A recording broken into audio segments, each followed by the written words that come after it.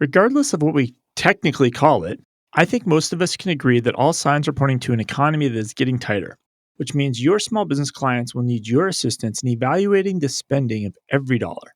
How would you like to be the hero to your clients by helping them to get free payroll until January 31st, 2023? I repeat, free payroll until January 31st, 2023. Stay tuned to hear more from our sponsor, OnPay, later in the episode.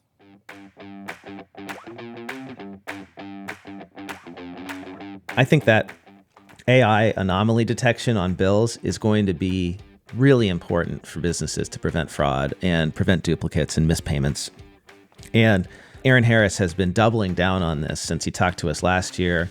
Steve Hare, CEO of Sage, talked about this as well. They really want to be able to use the data from all Sage Intacct customers across all of their products in order to do fraud detection and prevention. Coming to you weekly from the OnPay recording studio, this is the Cloud Accounting Podcast.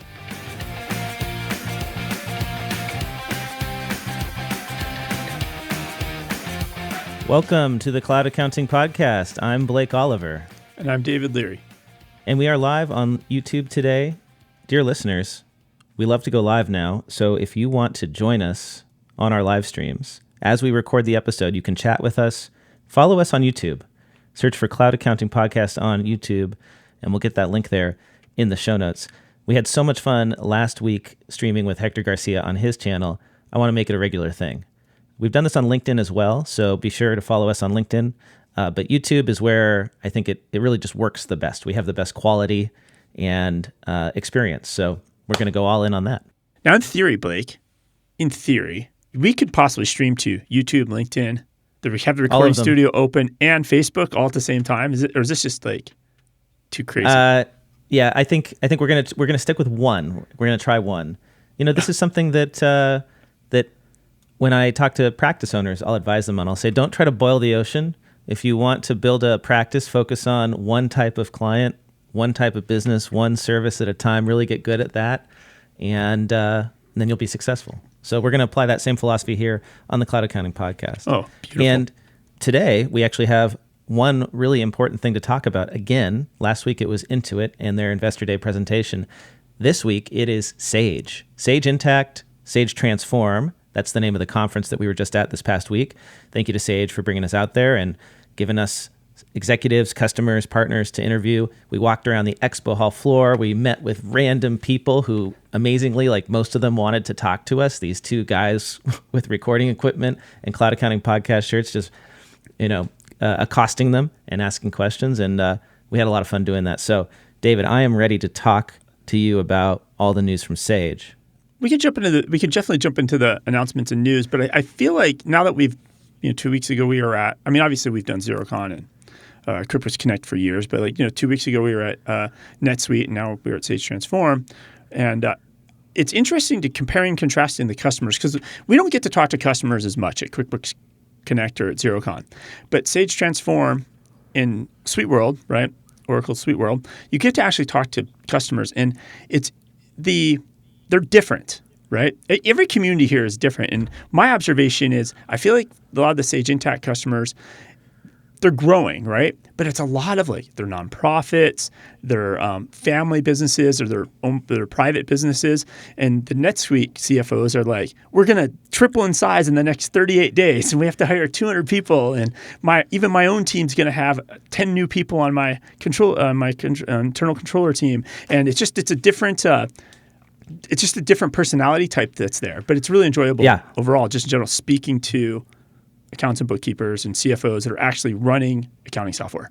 I would agree with you there. The NetSuite companies tend to, obviously there's companies of all different types and sizes and whatnot on both platforms, but NetSuite companies tend to be more growth-oriented, more startup-like, more international expansion-oriented.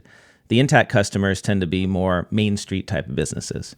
And a lot of accounting firms, because Sage Intacct has had a deep partnership with the ASCPA for so long. A lot of accounting firms resell Intacct and use Sage Intacct in their practices to provide outsourced accounting services. And that was something too that we didn't expect to, but like PwC was there, Baker Tilly, a lot of big firms are sending their implementation team, and a lot of the times their CAS team there. Mm-hmm. And they're Yeah. there because to actually sit down with their customers. Their customers go to the event, and it's a place to finally meet face-to-face in many cases. And they're bringing all levels of their team. It's just not like their leaders. I think we spoke with somebody that she is kind of tech support's not the right word, but she really provides the support at like the bank reconciliation and bank feeds type level support for when they implement the service. So it's good to see big firms there with their CAS guys talking to customers. So shall we play the Let's app jump news music and jump in? All right, here we The whole go. episode's app news now.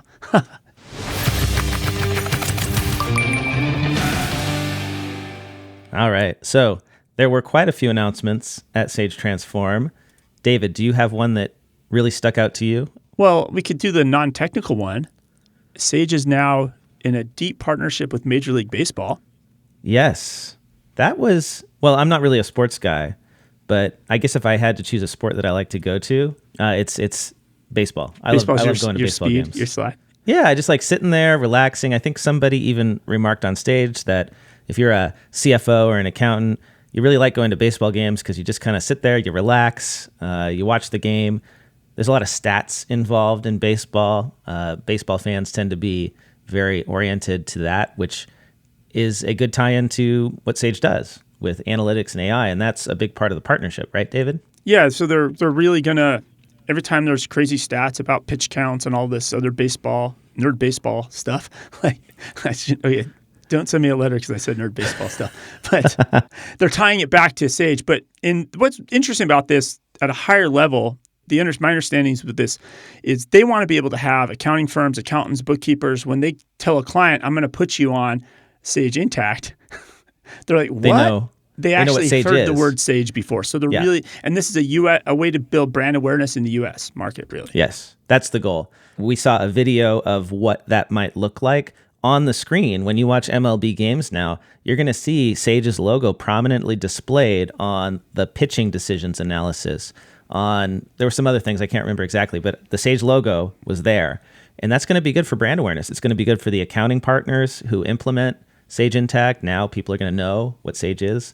It's sort of like how Intuit has a huge advantage because everybody knows what QuickBooks is. Every small business owner knows QuickBooks. So if you say, I'm going to use QuickBooks, they say, oh yeah, that's the one. So good move. And we got to play in a VR hitting simulator. That was fun. I got to do that. That's a separate video you release of you hitting home runs in the VR simulator. So they're going to do like pitcher power rankings presented by Sage. They're also helping with MLB's Diverse Business Partners program, helping to find opportunities and support business growth for minority-owned businesses across America. Let's see. I guess it's my turn for the next one. So let's see. I'll highlight. Let's talk about this carbon emissions acquisition. Sage acquires a lot of companies. That's sort of been their go-to-market strategy for many years. Has been let's acquire companies and bring them into the Sage family. And they did this now with a company called Spherix. Spherix is a UK company that plugs into your accounting system and then looks at the transactions and estimates your carbon footprint. Now, how they do that, I don't know.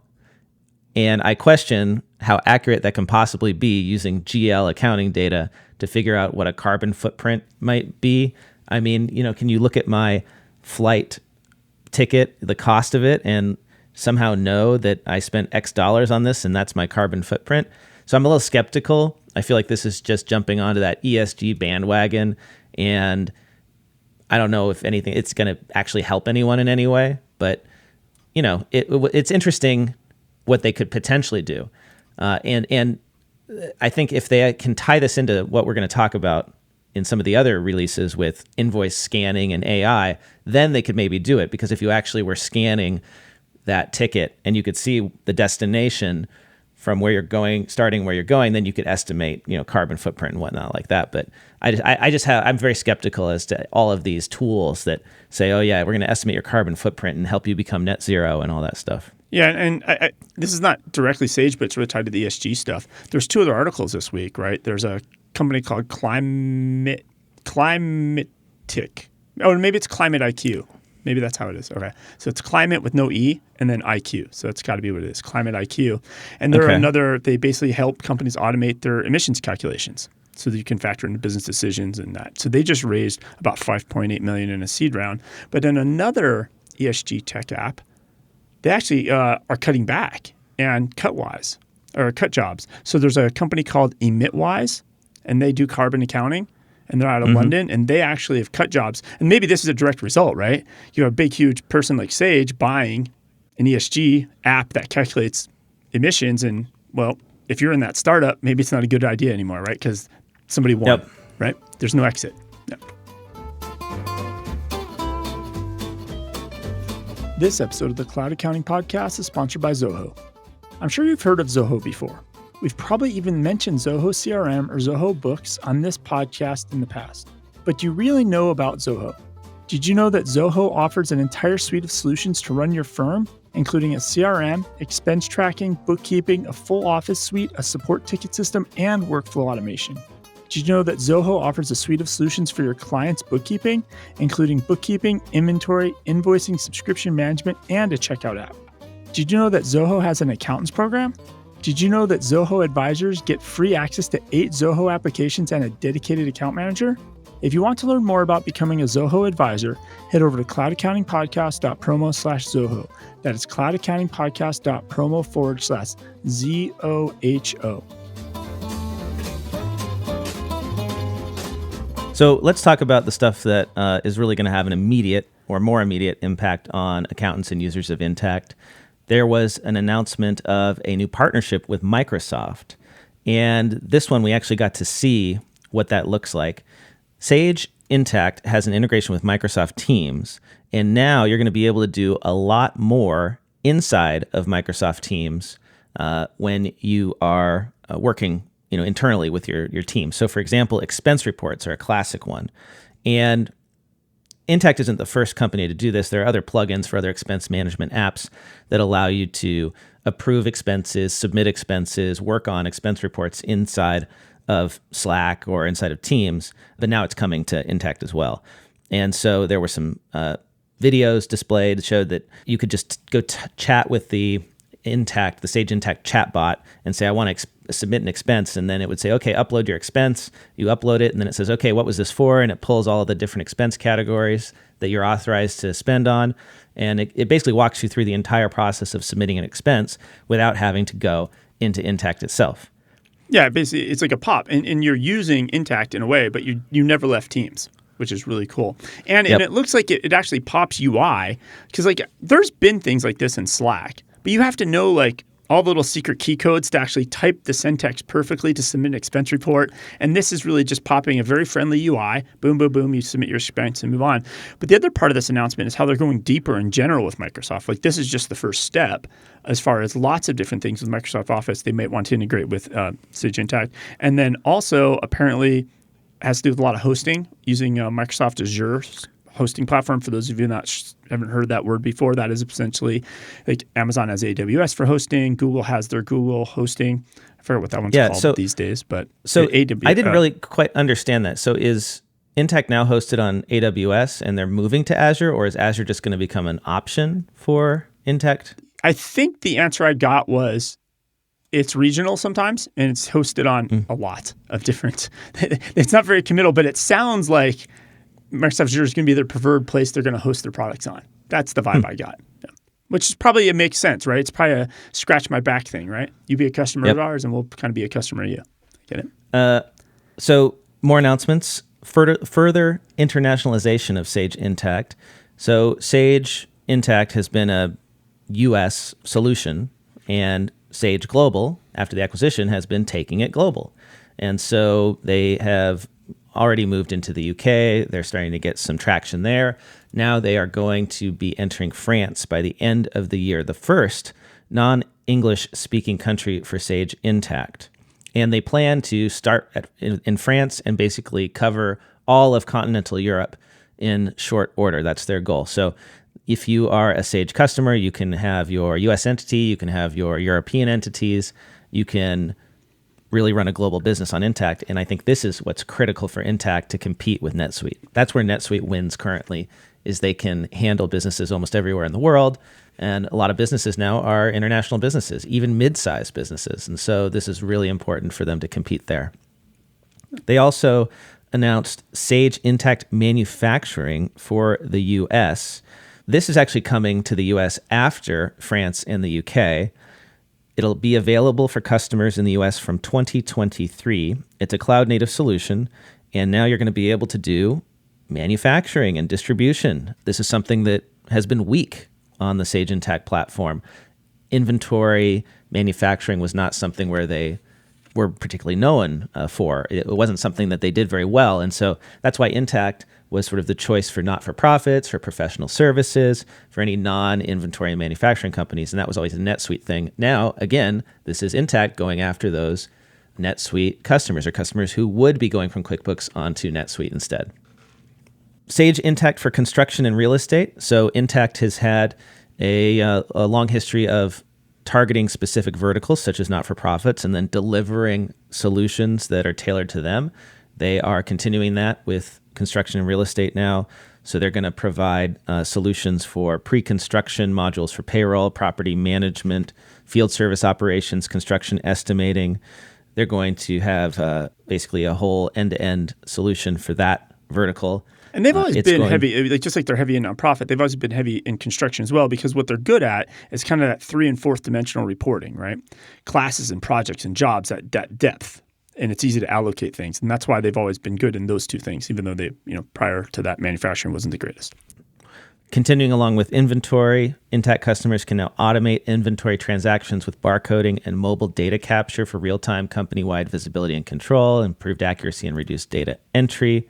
Sage Intacct lease accounting. They now have functionality inside of Intacct to help businesses comply with ASC 842 lease accounting standards in the United States. That is available as an early adopter program, and they're going to have general availability in 2023.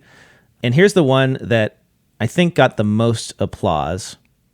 Maybe. Well, there were two that got the thing that got big the most applause, they never even took the time to put in a press release. What was that? So it's a CSV importer tool. Oh, yeah. And it's basically, historically, when you've worked with a CSV file, you try to import it. It gives you an error. You can't import it. You open it back up in Excel. You make sure all the fields are correct. You troubleshoot it. You clean up your data. Then you try to import it again. They built a tool now where you can fix and correct and streamline and map your data all in a tool to get it into Intacct easier. And it got the most applause. And I actually asked Aaron Harris about this in one of our interviews, and Aaron Harris is the CTO now of all of Sage. He used to be one of the founders of Intacct. And I was like, because when I see that, I'm like, oh, great, here's another excuse for developers not to implement something through an API. And he went on to say, is like, eventually you just have to, if you can't get them to do it after 20 years of this, just give the customers what they're asking for. And I think we even in one of our interviews, we talked to a customer where every customer seems to have some old proprietary thing that they can't get off of, and that company might not even be in business anymore, that's pumping out a CSV file. And they got to get that data into Intacct. And so, they had a standing ovation for basically solving a problem that's been around for 22 years, which makes sense why we get a standing ovation. And so to illustrate this for our listeners, imagine the existing process is something like you export your CSV file or your Excel file from the app that doesn't integrate with Intacct. And now you have to get that data into Intacct. Maybe it's invoices, maybe it's customers, whatever it is, all these different data types. Maybe you're doing a conversion. So normally you would prep that file, you'd upload it, and then inevitably you would have formatted the file somehow incorrectly and you would get errors. And then you would have to go back into your CSV file and find the errors and fix them before you can upload again. The new tool allows you to fix the problems with the data in Intacct itself. So you don't have to go back to the file and re-upload. You can map columns, you can fix rows, you can do all of that inside of Intacct, which I've done a lot of CSV imports in my career, and I can tell you that is something that I would have very much appreciated having in all of the apps that I use. So funny, right? They should have done a press release for that for the accountants. Well, I don't think they knew it was going to get the applause that it got. It did. It stopped them like in the middle. So the other thing that got a lot of applause, which is in the press releases, is Sage Intacct Accounts Payable Automation. Accounts Payable Automation. This is end-to-end workflow from bill receipt to payment, reconciliation, and reporting. David, can you describe it? I think a lot of this comes from the auto entry acquisition, the Lockstep acquisition, and some of the features they were building last year around payments and whatnot. Like, what's the customer experience now? Yeah, I think it's at two levels, right? There's kind of what they're rolling out now, and then the promise of the future they kind of get into. Yes. And so what they're rolling out now is pretty straightforward stuff we've been doing in cloud accounting with an app stack, right? But you get your bills, you email them in, the bills get So there's scanned. going to be an email address for every entity. Yep. Every entity. And I can just have my vendors and my employees send the bills to that email address. Correct. And then they get scanned, and the scanning gets smarter over time because it's using AI. And then once it's scanned, you can populate the draft bills. It'll match it back to POs, right? They're doing automatic data entry with OCR. Yep. And then eventually gets out to their payments end of this workflow. But this is stuff we've been building as stacks in our QuickBooks and Xero app stacks, but it's just all built in now, full end-to-end, which is interesting. The other thing is the coding, right? That coding in the accounts and the dimensions, it's able to do that. And then it's able to identify, because it's using AI, duplicates and exceptions, which I feel like you kind of get with some of the third-party apps. You don't get very much because they don't have all access to all the data. They just know the other bills that they've scanned possibly. And so that's efficient and helpful. And that was one of those things that's not here now, but was hinted at coming. I think that AI anomaly detection on bills is going to be really important for businesses to prevent fraud and prevent duplicates and mispayments. And Aaron Harris has been doubling down on this since he talked to us last year. Steve Hare, CEO of Sage, talked about this as well. They really want to be able to use the data from all Sage Intacct customers across all of their products in order to do fraud detection and prevention. And so that means, for instance, in the future, Sage will, when somebody receives a bill from a vendor for the first time, they'll scan that bill and take what they call a digital fingerprint. So the way that the invoice looks, the way the bill looks, becomes like a fingerprint in Sage's AI model. And then if another bill comes in from a fraudster that they've mocked up to kind of look like it in Word, but it doesn't quite, Sage will eventually be able to detect that and flag it for you. So, the way that we tend to do when we get a fraudulent email, we might look at the domain name and say, oh, it's not quite right. There's a letter wrong. The AI can do that very effectively. Yeah, because that's hard to do. And no matter how good you are and how detail-oriented you are, you can miss it. And the agent, it's going to assist you, right? Having AI help you scan and surface those problems. And especially in these mid-sized companies where you've got dedicated personnel who all they're doing all day long is handling accounts payable. And they may only have 5 minutes per bill to dedicate to detecting this. And if you do high volume, you're going to miss stuff. So this is really important, for helping us speed up AP and detect fraud and not accidentally pay stuff. And we know that even when we have approval processes built in, which a lot of companies don't, but even when you do, a lot of times people just go and they click approve and they don't really look. And that's why we need the anomaly detection, because you cannot rely on human beings to do this stuff. No, you can't. So the way they're doing this, so this ties back into their bigger Sage digital network, which they've dropped that word around a lot, right? Sage Digital Network. And at a high level, what that is, right? It's right now, and they have some stats they brought out. So right now, Sage has hired 60 AI or machine learning, they say colleagues, engineers, right? In 6 different countries. They now have 15 published inventions and 5 patents filed. And yes, at some level, these words, Sage Digital Network, is like very pie in the sky, right? But what they've done is, and this ties back to the AP, they started to have this view of the world, and the Lockstep.ai acquisition is kind of a first step in this, where in theory, all your AR, all your AP gets out of your normal inbox and gets into the Lockstep inbox, right? Or the Sage Digital Network inbox. And think about the words connected accounting, to where accounting systems are just sending data through Lockstep or through the Sage Digital Network, and then so a bill from me, I send to you, Blake, and it just shows up in your accounting system as an invoice, or vice versa. I say I have an invoice in my system, I'm sending it to you, it shows up as a bill in your system. So I went off on a Twitter thread about this because. Before you do that, let's talk about the Lockstep acquisition and featuring it, right? So Lockstep is the best I can describe it. It was a Sage partner, Sage add-on. It still is, but they've acquired it and they're integrating it into the Sage Intacct platform. And what Lockstep does is it creates a support ticketing inbox for accounts payable, accounts receivable, accounting teams. So you get all of those emails that used to go to individuals or maybe into a shared Outlook inbox. They go into the Lockstep inbox, and then you can deal with those tickets.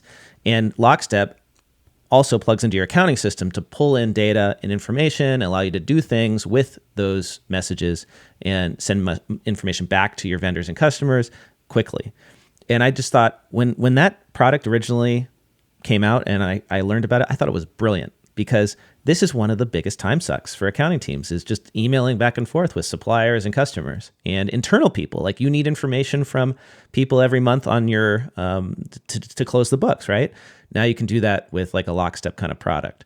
So they've bought it, they're integrating it into Sage products, and that's part of this Sage Digital Network. So David, please continue. Yeah, and so they're talking about how they want to open this up.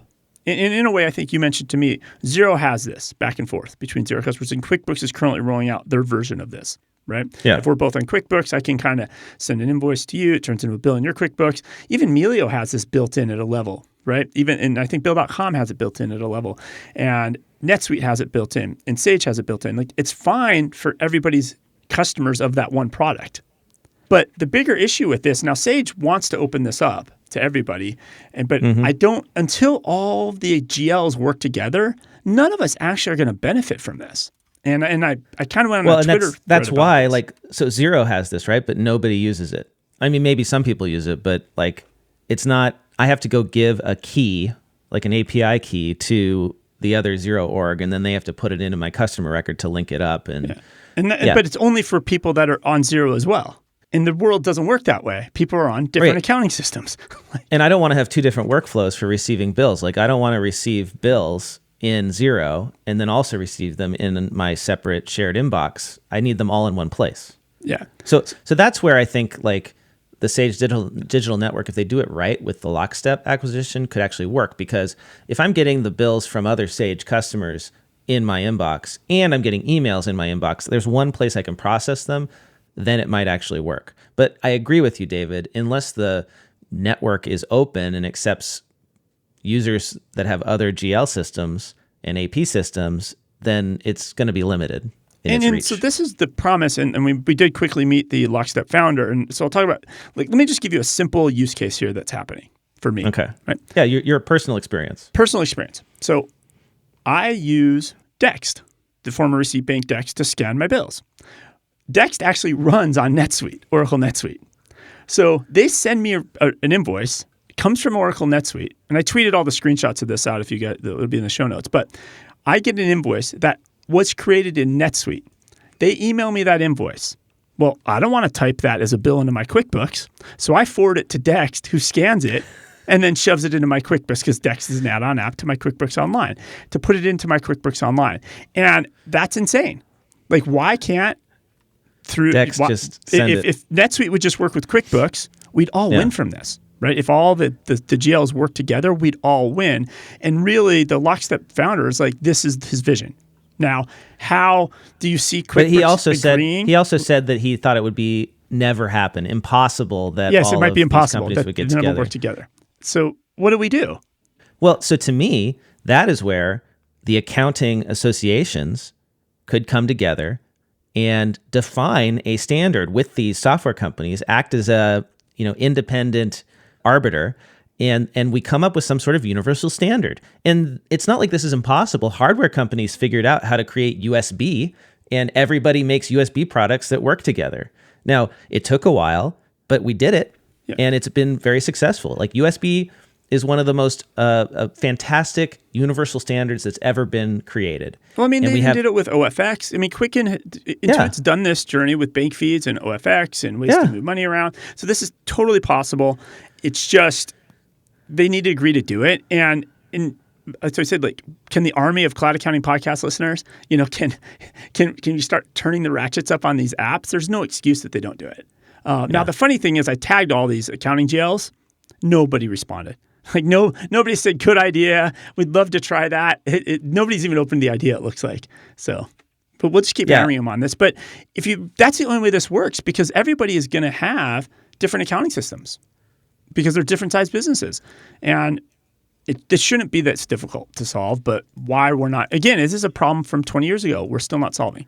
But there is hope, and like you said, you can look at the computer industry, they've done it. I can even look at, QuickBooks. There was a time if you had QuickBooks Desktop and you had ADP, you had to manually enter the data or do a CSV export or an IF export at the time. Now, ADP syncs to QuickBooks, right? So this is possible, people. It's doable. It's doable, yeah. This episode of the Cloud Accounting Podcast is sponsored by OnPay. OnPay is built for accountants, and with 30 plus years of payroll experience, they can be the payroll partner you can always rely on to get payroll and tax filings right for any client, even those with distinct needs like restaurants, farms, and churches. When you use OnPay to manage your client's payroll, you can balance that fine line between control and delegation for each client. Regardless, if you keep 100% control, delegate payroll to somebody at your firm, or hand off payroll duties to your client, OnPay always takes care of all tax payments and filings, even the local filings. And with integrations with QuickBooks Online, Xero, and QuickBooks Desktop, you can use OnPay across your entire client base regardless of the accounting GL they are using. OnPay's partner program offers free payroll for your firm, discounts for our rev share, and a dedicated support team of in-house payroll experts who will do all the heavy lifting, from setting up your dashboard to adding your clients and their employees. They'll even enter any prior wages to make it easy to switch. So learn more about switching your clients to the award-winning OnPay payroll and HR, and to get free payroll through January 31st of 2023 for every client you switch to OnPay, head over to cloudaccountingpodcast.promo/OnPay. That is cloudaccountingpodcast.promo/ONPAY. Be more confident about payroll with OnPay.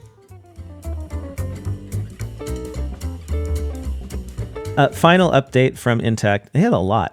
Now you can do 1099 e-filing powered by tax bandits directly from inside of Sage Intacct with the press of a button. And so for QuickBooks customers, Xero customers, we haven't really had it inside of the software, but you've been always able to use Tax 1099, Track 1099 to then pull the data, send it into the IRS and whatnot. But now you can do it inside of Intacct due to this partnership. But yeah, there's basically a button that sends it. So instead of leaving to go get your app and then connecting your app and then pulling the data, it's just going to send the data straight over to tax bandits. And one of our live stream viewers, D. Hall, said, Sage Intacct cannot integrate the different modules of data within the software, such as credit card module and AP modules, so little hope for outside GLs. I agree with you. There's a lot of work that needs to happen inside of these platforms for data exchange first. And they just don't have the resources to dedicate to this sort of massive project. Maybe someday.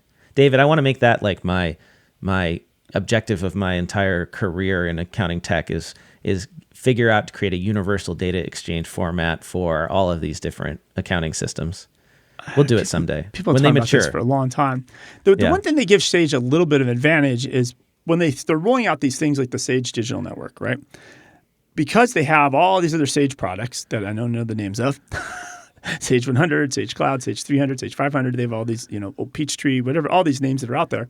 They're trying to roll as they build and they work on this digital network, making it so it is somewhat open because it's in their vested interest for it to be somewhat open because they got to connect 8 different products that they own under the Sage family. Right.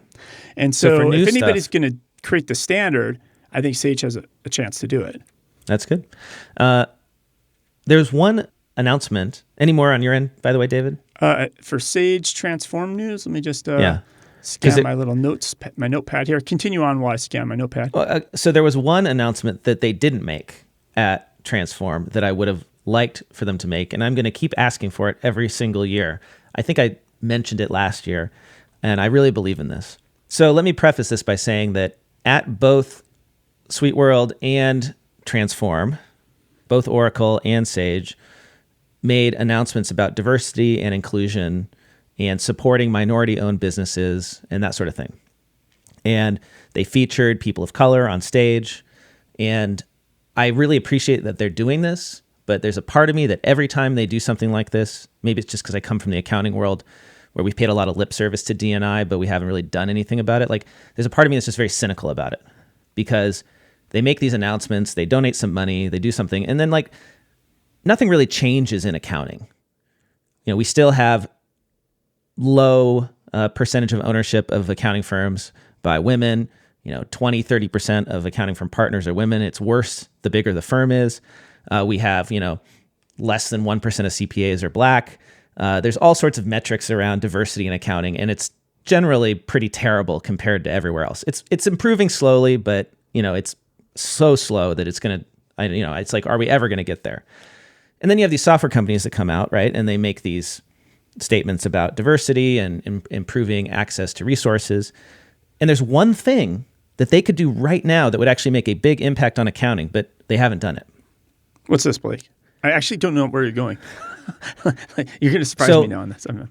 Stop putting up barriers to your accounting partner program.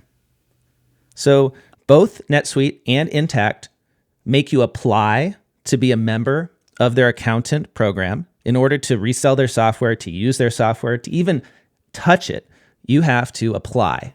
And then you have to make a big commitment financially. You, as a firm, I have to pay them for the privilege of access to a partner portal, to add my clients, to get these discounts. I have to pay right thousands. There just slaps the doors on diversity and equity because you might be a minority, you're just starting your firm, you're really smart, you know everything about Intacct, but you can't cross that line to be an Intacct implementer or accountant or whatever they call their program. Yeah. It's a structural barrier that is designed to exclude smaller firms. And I know why they do it. They do it because, they don't want to dedicate the resources to training people, to providing these resources to small firms when they don't think that those firms are going to bring on a lot of clients. But there's a consequence to that, which is you make it really possible for only the most well-financed firms or the bigger firms to be your partners. And we actually saw that. Like when you and I were at SuiteWorld and at Intacct, compare just looking around the room to Xerocon or QuickBooks Connect. I saw a visible difference in the level of diversity in the audience. And I think that a lot of the reason is because Xero and QuickBooks, they've made their programs free. Intuit made a big positive change years ago when they dropped the charging accountants to have access to the accountants edition. Now you can go sign up, you can become an accountant, you can start adding clients. They don't charge you anything. Or QuickBooks even has their certification in Spanish now, right? Like they're making it accessible. You're right. That's a good point. And so I don't think it's intentional at all. I really don't. But I think we need to acknowledge that when you make your partner program exclusive, you are excluding the small firm owners, and the small firm owners tend to be more women and more people of color, because when you hit that glass ceiling at a big firm, where do you go? You go start your own, right? Or you just leave accounting entirely. So if Sage and Oracle really want to make a difference in the accounting profession, they will remove the structural barriers that prevent diversity in their partner program. And I'll stick by that. Like if you want to promote diversity, don't just put people of color up on stage. Do something that's really going to make a difference for accountants in that regard. And go even farther, right?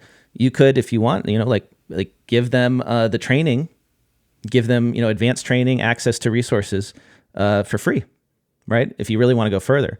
Now I know that we have listeners, we have a very diverse political audience on this show. Accountants tend to be more conservative. If you don't buy into any of this stuff, I'm just going to talk to you. If you're like, oh, this is woke capitalism, right? Even if you don't like all that stuff, you should still be on board with this because it's good for everybody. Accountants shouldn't have to pay for the privilege of reselling software. They should be paying us. And that's what Intuit and Xero do, is they give us a cut of the software. So I think this is just old school. I shouldn't have to go to get on the Sage Intacct partner program. You have to apply through the AICPA's CPA.com subsidiary, who vets you out. Yes, which a lot of good diversity records there. Yeah, exactly, right? Yeah, they basically are sending you the place that has struggled with this issue for 100 years. Yeah. So Sage Intacct, folks, if you're listening, make your partner program free. And I want to sign up for it. I want to try it. I want to use it and see how it works for my small business. And if the reason you can't do that is because your software is too difficult to implement, then maybe that's something you should work on, right? if I can sign up for QuickBooks on my own, like I should be able to sign up for like the Intacct Core GL on my own. You know. So, and you're correct. Like somebody can Google how do I become a QuickBooks advisor, how to become a Xero advisor, and everything's laid out there. But you're right. Yeah. When it comes to Intacct and NetSuite, it's very secretive, and it's very hard to get answers about it. I can't even get people to tell me what it costs, and so if that intimidates me, it's going to intimidate somebody who is from a more disadvantaged community for sure. I mean, I feel like that's going to happen. So, yeah, open up your program, make it more accessible, reduce the barriers for all, and you'll see more diversity, and then you'll see your audience change too. Well, you see more people pushing your product. I mean, that's ultimately. And it's not just barriers. More people are going to push your product. Yeah, and so it's better for you business-wise. It's better for everybody, and it's diversity of thought and diversity of color, and it's all of the good things. So that is it for me for Sage Transform.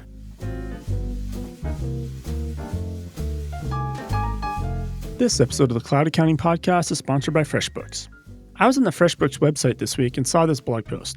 5 FreshBooks features accountants love. So I figured let's share it with the Cloud Accounting Podcast audience. So without further ado, number 1, in-app estimates and proposals. With deep customization, you can create bespoke proposals for clients and even capture their e-signatures. Number 2, pre-populated chart of accounts. Help you cut down on your setup times, and it helps clients feel confident when classifying their expenses. 3, app integrations. Square, Dropbox, HubSpot, G Suite, Gusto, and Zoom. Time tracking allows your clients to take charge of their own time tracking and payroll and make invoicing a breeze. Checkout links. You can require and collect payments up front to eliminate the need to chase clients that owe you money. If you want to learn about the benefits of working better together with FreshBooks, head over to cloudaccountingpodcast.promo/FreshBooks. That is cloudaccountingpodcast.promo/FreshBooks.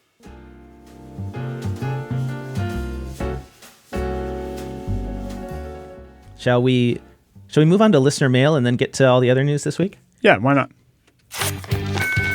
You've got mail.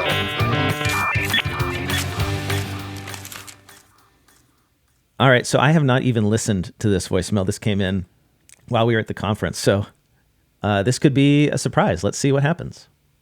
Hey, guys. My name is Michael Alleman. I own a bookkeeping company called Alleman Business Group.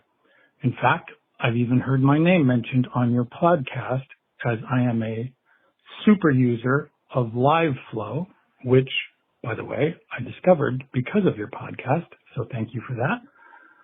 I was listening to the podcast this morning, the one entitled DIY Your S Corp Return with TurboTax, where you had Hector Garcia on, which, by the way, love him and subscribe to him and got the right tool and starting to use it. So thank you again for that. But I wanted to take a moment just to complain, and not complain really, just to make a statement based on a statement that David made. I actually went back and pulled up the YouTube video so that I could find the exact spot, and at 36 minutes and 3 seconds, evidently, David made the comment, and I quote, "You cannot do your own bookkeeping business for $200 a month. You just can't," end quote. I'd like to tell you that I built my business on bookkeeping for clients at about $200 a month, period. Our average billing is a little higher than that, and it is going up. However, we built this very successful business charging $200 a month, or $199 basically. So I love you guys. I love everything you say, and I'm assured that you're probably referring to a full charge type of bookkeeper, which we are not. We don't do APAR generally. But in fact, if you are efficient enough, you can, and in fact, make a living doing bookkeeping for $200 a month if you have the right niche, which I do, and you have the volume of clients that you need, which we do. And just wanted to throw that in there. Sorry, I know I'm kind of rambling now, but this is what I do. So edit away if you want to, or ignore this completely if you want to. I absolutely love it. I love the podcast. I listen to it every time it comes out. I usually listen when I'm going on a long walk in the morning. Hope to see you guys at QuickBooks Connect in Vegas and pick up some swag. Anyway, love it. Thanks. I'll keep doing it. I'll keep listening. I love that. Michael, thank you Great so call. much for calling in, for your message. It was great. And yeah, David, you're the one, you're the one who called out. I think the magic word Michael said, and I've said this, and I might have even said it last week, like if you're in a niche, you can scale cheap bookkeeping, right? You can do it at a lower price. Like if I'm only Right. going to do Orange Theory Fitness Studios, I can really narrow down a tight system to where I can be very efficient and offer it cheaper. But if you're taking every type of business, you just can't do this.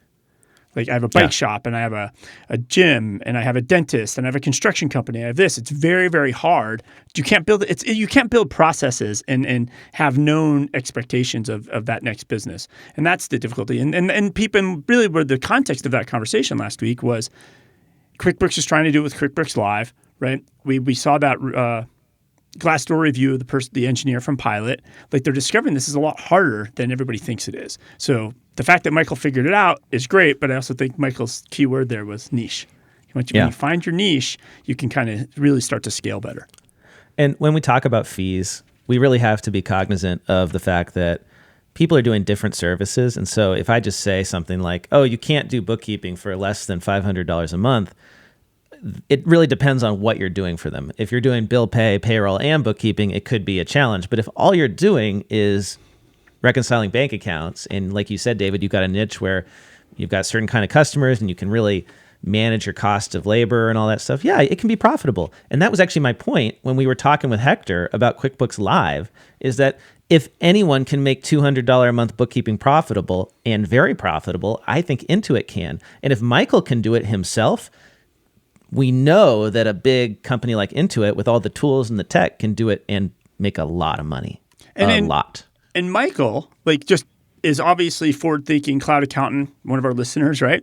He used LiveFlow, and he basically has saved 2 or 3 weeks of time a year because what he did is he created for every client, so 40 clients or 60 clients, whatever it is, all have these reports, and they're all syncing to QuickBooks, and he's just doing things very efficiently, right? And so if he's doing that on the reporting end, the output he's giving to the clients, I'm imagining Michael's doing a lot of smart stuff on the rest of his firm, right? And so, yes, you can do that if you do smart things and you scale, right? And he's figuring it out.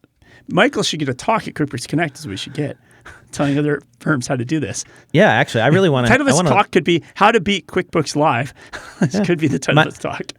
Michael, actually, if you're listening right now, I would love to know from you more specifics about what you did for bookkeeping for that $200 mark and what your margins were and how you managed that, because I think a lot of people could learn from that. So, if you're interested in talking to us on the show, I'd love to interview you. We can make it a segment. Good earmark interview. Yeah. Earmark accounting podcast. Shoot me an email and shoot me a message and we'll talk. So following up on QuickBooks, since we're talking about QuickBooks, I have to share this survey I saw. The headline in Accounting Today is QuickBooks named most puzzling app. So this might be part of why we need a QuickBooks Live or why Intuit needs a QuickBooks Live. These were researchers from digitaladoption.com.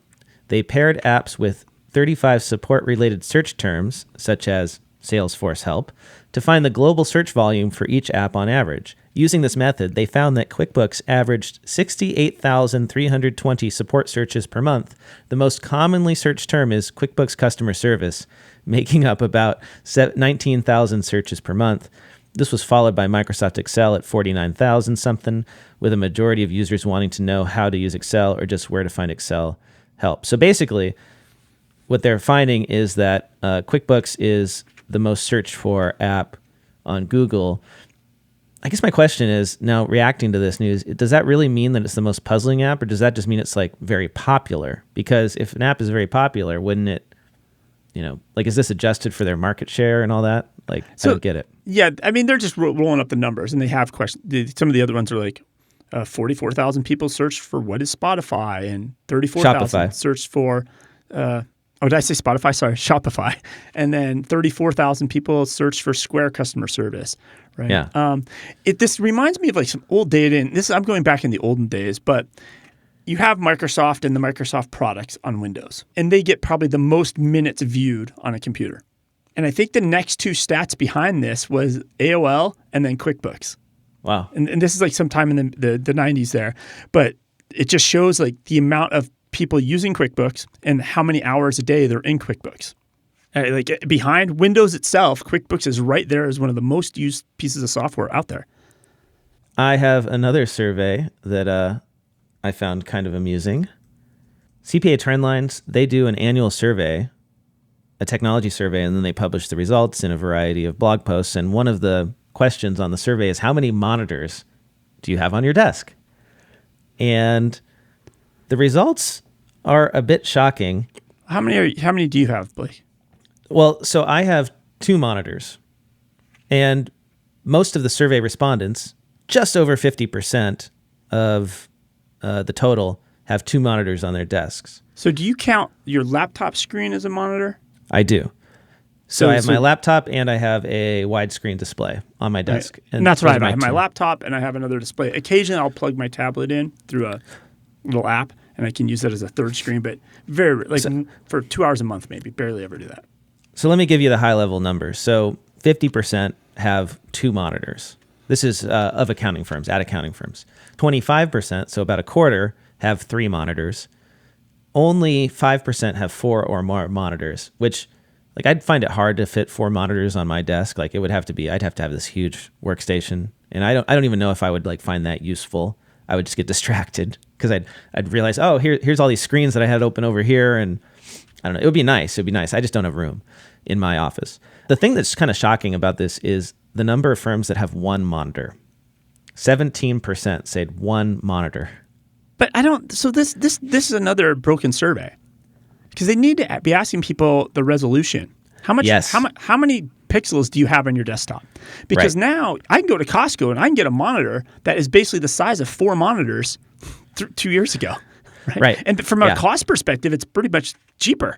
So this is kind of deceiving because a lot of people can get one. Now I think LG has almost like it's a huge square monitor. It's like 2 monitors stacked, but it's one solid panel. That's just one monitor. So for instance, like my secondary monitor, right? I have my laptop monitor, which is kind of squarish, and then I have a big widescreen display, which is really 2 monitors. It has the resolution of 2 older square monitors. Yeah. So really, my answer should probably be 3, and they should change the survey, like you said, to talk about total resolution. Well, I would put the survey into accountant speak. When you open Excel and maximize it, how many rows and columns can you see? That's accountant speak, right? I guess if you had it on 100% zoom, that would be good. I like that. So, but even if the survey's distorted because they're not taking into account resolution, you can see a difference between the sole practitioners and the small firms, medium firms, and large firms. So sole practitioners, 33.3% of them, a third of sole practitioners have 1 monitor on the survey.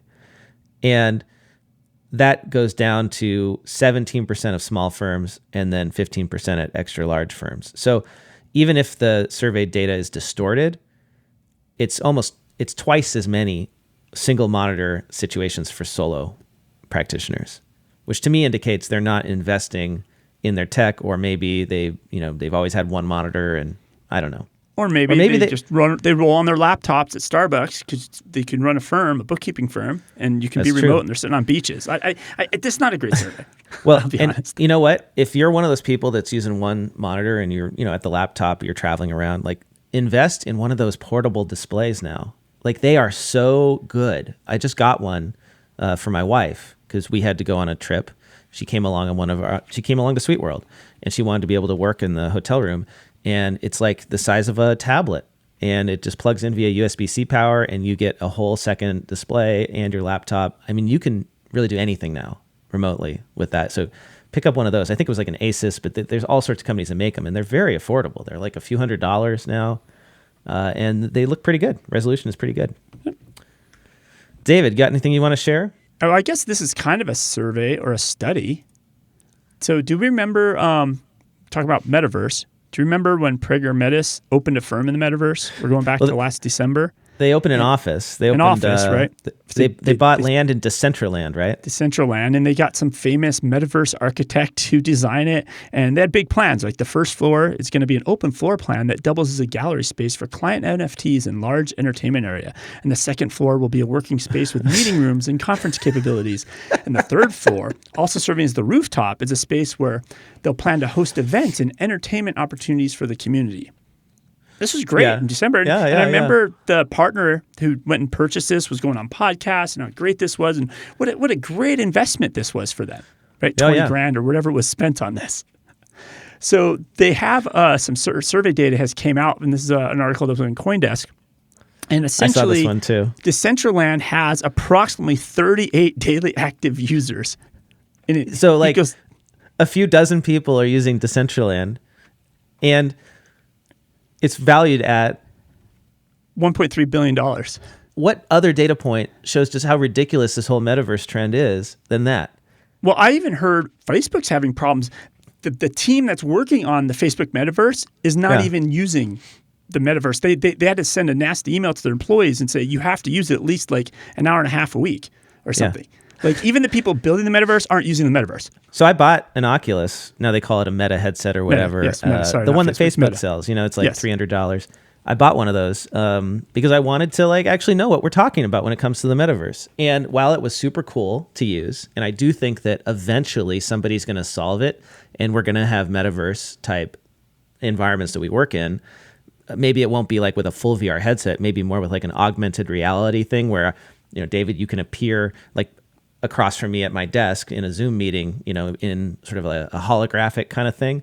I don't think it's going to be these goggles because they're impossible to wear for more than an hour at a time. You get so tired wearing them. And you get a headache and it's hot. You get a headache and it's hot and like it's smelly because you sweat in these things. It's really gross, actually. My son's been using it to play paintball, and it's like, oh, it's so disgusting to put that thing on. Like you don't want to share it with anyone. And then when you're wearing it, you can't interact with other people in the room. So you don't get that like shared experience of like sitting around a TV and playing video games or anything. Yeah, it's just they are so far out from actually doing this. It's ridiculous. And talk about the biggest scam bubble thing. We thought it was NFTs. Well, I guess it would be NFTs in the metaverse are probably the stupidest thing. Well, in my understanding too, I didn't know this. Do you know that you can't have legs in the metaverse yet? There's no sensors, and they don't have the technology to make legs work right. That's why everyone walks around. They're like sliding around because they don't nobody's figured it out how to make legs look natural in the metaverse. So like that's where we're at. We're going to be just the top half of our bodies sliding across tables. It's so far. It's so far. Like I cannot believe. I can't imagine being this partner in an accounting firm, going to the other partners and being like, yeah, it kind of work out that 20 grand are blue in the metaverse. Well, they got a press release and they got covered in the Wall Street Journal. They got covered by the Cloud Accounting Podcast numerous times. So that alone was worth it, right? Worth the press. Yeah. No, it's someday. But, part of the reason they have this trouble with the graphics being so bad is because when you have thousands or hundreds of thousands or, someday millions of people logging into the same metaverse and everybody can interact with everything, it's a lot of data. And you have to somehow compute all that data in a server and then stream it back to everybody. And it's super complex. And so like you can't build graphics that these headsets can handle. And of course, the headsets can't even send a bill from one accounting system to the other accounting system. And when you expect to have legs in the metaverse, come on. It's a good way to put it, David. What else should we talk about? How much time we have left? We got a few minutes, or should we just cut it? Should we end it? We can quick thing for developers here. Intuit's starting to embrace developers again. I feel like these companies, these pendulums swing, right? Like companies love accountants and they kind of backpedal a little bit on accountants. Then they're like, we love developers, and they backpedal on that relationship. And these pendulums swing, and everybody's guilty of it. QuickBooks Zero, everybody's guilty of it. Well, Intuit's swinging the pendulum back towards developers again, and they just announced that they are doing a pilot growth program. And they're going to help developers maximize their marketing, connect with more customers, increase app revenue in this pilot program. And so they brought in a couple apps: Sift Analytics, Helm, Asset Accountant, Released, and Genius Sheets. And then they have some pro advisors actually helping out. But based on the apps that are selected in the pro advisors that look like they're helping out on this does feel like this is part of the QuickBooks Online Advanced Team initiative. And this is about nurturing some homegrown apps possibly to help more people get on QuickBooks Online Advanced, because obviously, I mean, we were just at Sage Intacct. A lot of people leave QuickBooks Online Enterprise to go to Sage Intacct. And so if they can figure out how to build consolidated reports or handle lease accounting better or assets better, right? That's going to help QuickBooks keep people from leaving. That's right. And that's what they need to do in order to keep growing QuickBooks Advanced. And this looks like it's a 9-month initiative that's taking place. And it doesn't have any information of like how these apps were selected, or is there going to be another version and app developers should apply now? There's no extra news like that in this. David, this was a pleasure as always. I have so many stories that we didn't get to. Hopefully we can catch up next week.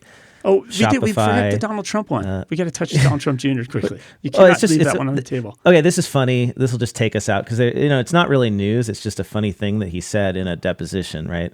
The headline is Donald Trump Jr. admits he doesn't get basic accounting. As sole trustee for the family business, Donald Trump Jr. routinely signs his father's financial statements, but he still insisted during a recent sworn deposition that he has very little actual understanding of accounting, New York officials revealed Thursday.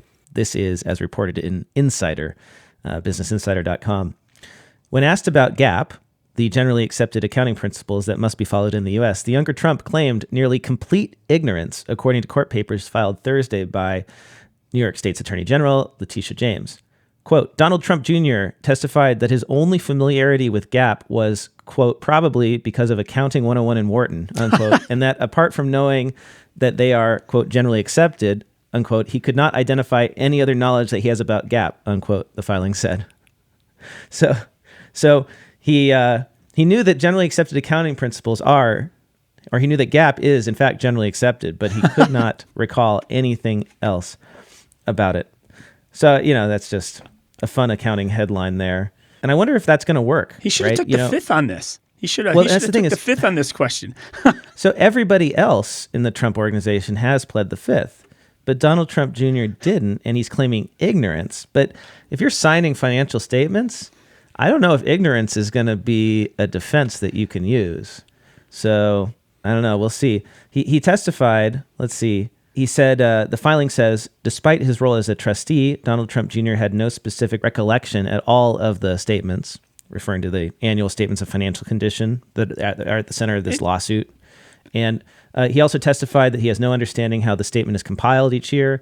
And he testified that he was aware of an accounting firm being involved, but otherwise had no knowledge of the process or mechanics of the statement's preparation, which I actually believe. I think it's very possible that he has no clue how these financial statements are put together. Oh, I think most people think about it. And I think most people at firms may not even like especially bigger corporations, right? Like they're just, it's time to audit this. I don't know how they put this together, right? There's exactly. Like my accountants, internal and external, they do all this stuff and I just sign it when it comes across my desk, right? And just historically speaking, if I pay an accountant to do my return, the accountant prepares it, and then I sign off on it and something's wrong, I can't claim ignorance, right? The IRS doesn't care. Well, the IRS, right? No, ignorance is no excuse with the IRS. You will get slammed for that. I don't know how this works in civil New York State, civil court. Because Letitia James is saying that the Trump organization used fraudulent financial statements to get bank loans by inflating the value of their assets when it was advantageous to them, and then shrinking the value of their assets for tax purposes. And the spread is pretty enormous, and it looks like that's misleading at the very least, and it's fraud at the very worst. And so the question is, can she actually win a civil case against them because the banks actually didn't get hurt? So if nobody got hurt, even if you committed this fraud or you created these misleading financial statements, can you win? And I feel like normally for if this was a crime, not just a civil case, it was criminal, you'd have to actually prove that somebody was hurt in order to win that. I don't know if in the civil case you can do it. But anyway, it's kind of weak, right? So we'll see. I know there's a lot of Trump haters out there who would love for this to be a big civil case, but I just don't see it happening that way. Because, again, it's kind of weak. And they can claim ignorance and say, my accountants did this, and then the blame gets shifted around and all that stuff. So Just go on forever, but I wouldn't. Yeah, I wouldn't. Right. It is probably the best accounting headline of the week for sure. But it was a fun accounting headline. Don't pin your hopes on it though. If you're anti-Trump, that's it for us this week. You can find me online. I'm Blake T. Oliver on Twitter. How about you, David? I'm on all the socials at David Leary, and make sure you go to all the Cloud Accounting Podcast socials. Blake shot this great video. We got some new mobile hardware. We are doing interviews at Sage Transform. It came out great. It's excellent. Yeah. So check all that out. And I will point our listeners specifically to our YouTube channel. That is where we are going to be streaming regularly. And if you subscribe to our channel, then you'll get notified on your phone, on your computer when we go live, and you can join in and chat with us. And it was really nice. Some people dropped in. We didn't announce this in advance, and we had a dozen people show up. So that's really fun, right? Sitting around Saturday morning. Hey, yeah, you're sitting around and your kids are watching Saturday morning cartoons. You're watching the Cloud Accounting Podcast. The world's a beautiful place. Cartoons. Yeah. You probably should be doing tax returns right now because it's October 15th. But you're taking a break. 2 days, right? 2 more days. We're here to support you. Yeah. So I think what is it? Monday now is the deadline because the 15th falls on a weekend. So it's like the 17th really. So unfortunately, you don't get to enjoy the weekend, but you can enjoy a little piece of it with the Cloud Accounting Podcast. So find us on YouTube.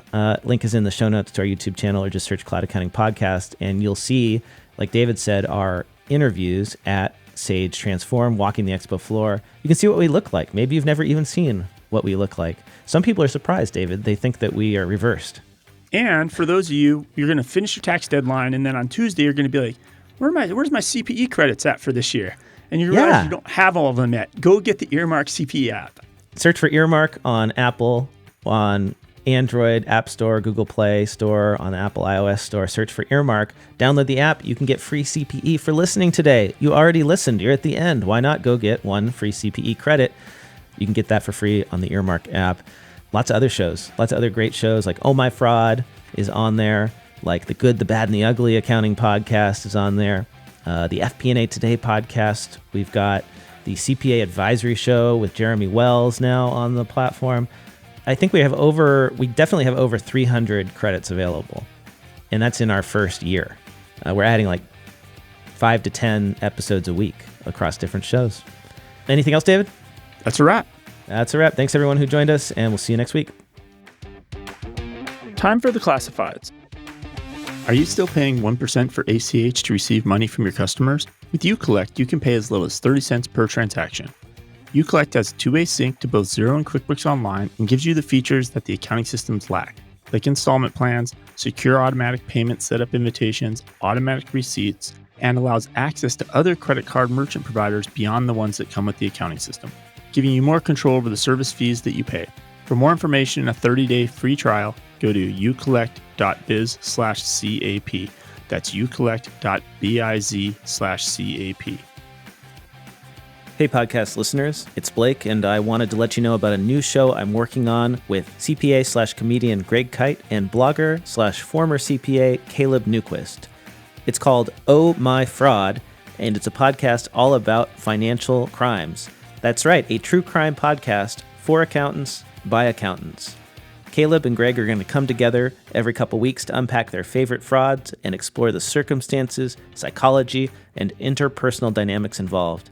They also fully indulge in victim blaming the defrauded widows, orphans, infirm, and feeble-minded, because who can resist? If you fancy yourself a trusted advisor or prefer your true crime with spreadsheets instead of corpses, listen to this show to learn what to watch out for and to keep your clients, your firm, and even yourself safe.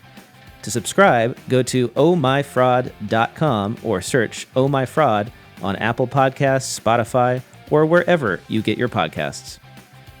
Want to get the word out about your newsletter, webinar, party, Facebook group, podcast, ebook, job posting, or that fancy Excel macro you just created?